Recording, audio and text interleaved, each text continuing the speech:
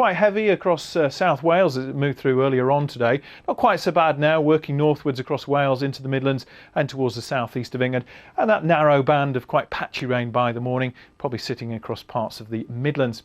So for most of us, it will be dry tonight. The rain fading away for many. A lot of cloud around though, but quite misty. And there will be some hill fog in particular. But with all the cloud around, not a cold night at all. 7-8 degrees in the north, perhaps staying in double figures as you head further south. But a very grey, very slow start to the day for tomorrow. Quite misty and murky in places. Again, a bit damp and drizzly across the northeast of Scotland. 1 or 2 spots of rain through the Midlands as well. Slowly but surely, skies should tend to brighten for many of us, but sunshine will be in short supply. Most favoured areas, I think, western parts of the UK. And we could well see a few showers just triggered off across southern parts of England. There won't be many, but 1 or 2 of them could be on the sharp side. But it is a much drier picture than we've seen for quite some time.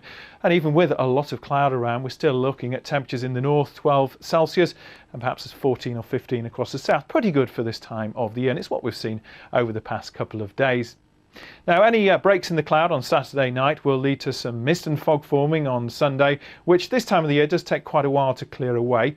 Otherwise, again, a quiet picture, a dry picture on Sunday with a lot of cloud and just a little bit of sunshine here and there. It should be fine if you're out trick or treating. And the 1st of November starts on a dry, quiet note. Again, a lot of cloud, a little bit of sunshine, but also some mist and fog. That high pressure is with us through Monday, and it looks like staying with us on Tuesday. Perhaps a change coming in on Wednesday.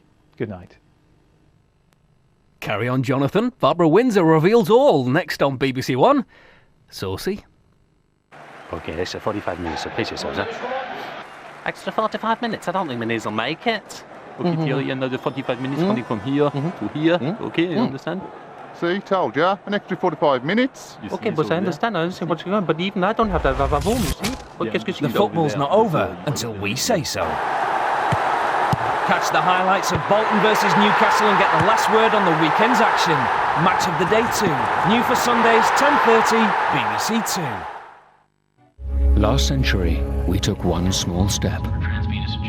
If we'd kept on walking, we'd be here. On Venus, baking in the heat of a blast furnace, as acid fog rolls across marmalade skies.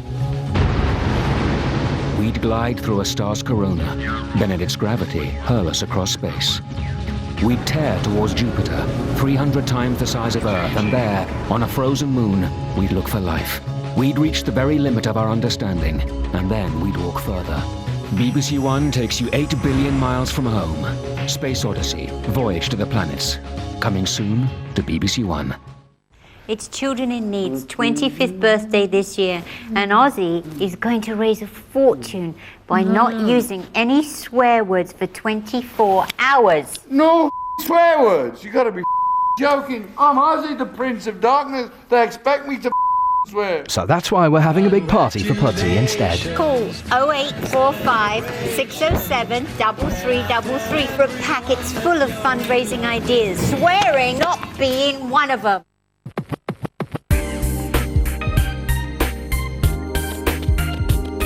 A skydiving instructor is plunged into the world of espionage. Charlie Sheen stars in Terminal Velocity in an hour, here on BBC One.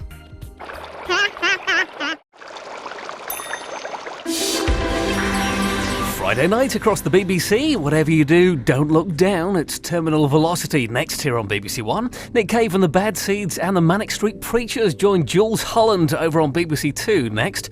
And Graydon Carter, the editor-in-chief of the American Vanity Fair, joins Gavin Esler for Hard Talk Extra on BBC News 24.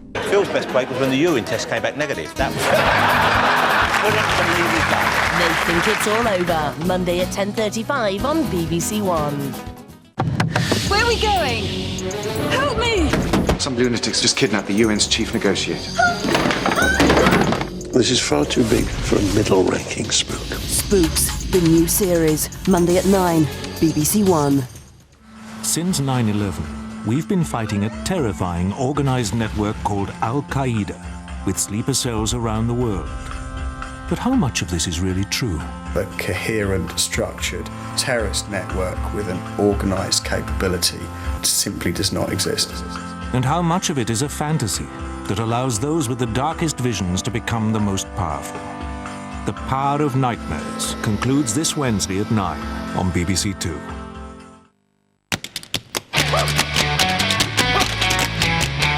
With her son kidnapped, a mother pits her wits against a gang of bank robbers.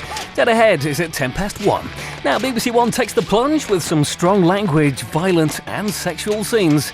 Hold on tight, it's Terminal Velocity.